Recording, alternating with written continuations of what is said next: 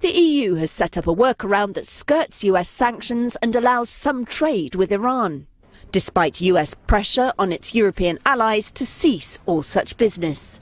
Reuters' Robin Emmett in Brussels says Washington isn't thrilled by Europe's efforts, but it won't lose too much sleep either. There could be a way that this gets past Washington because it focuses mainly on humanitarian trade, and the United States would live with that because obviously their point is that they want to target what they call the Iranian regime rather than ordinary Iranians. Because US sanctions are so all-encompassing, they can reach well beyond US frontiers. It's very difficult to get around them. So it may be that this new trade mechanism can only deal in small amounts of trade because it's a barter-like system.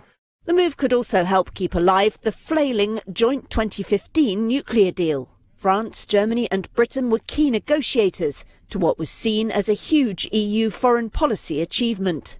They opposed US President Donald Trump's decision to pull out last year, but that hasn't stopped EU relations with Tehran worsening.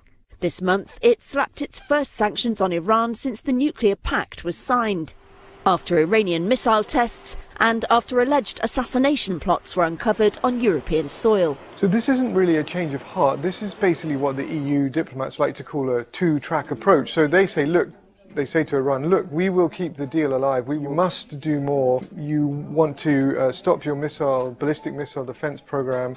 You want to curtail your role in Syria's civil war, and you want to do what you can to try and bring the war in Yemen to an end.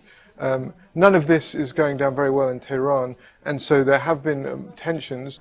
The risks of breaching US sanctions have put European companies off the big deals with Iran they once hoped for. And while Iran has welcomed this latest step, diplomats say it'll bring little relief to its sanctions-hit economy.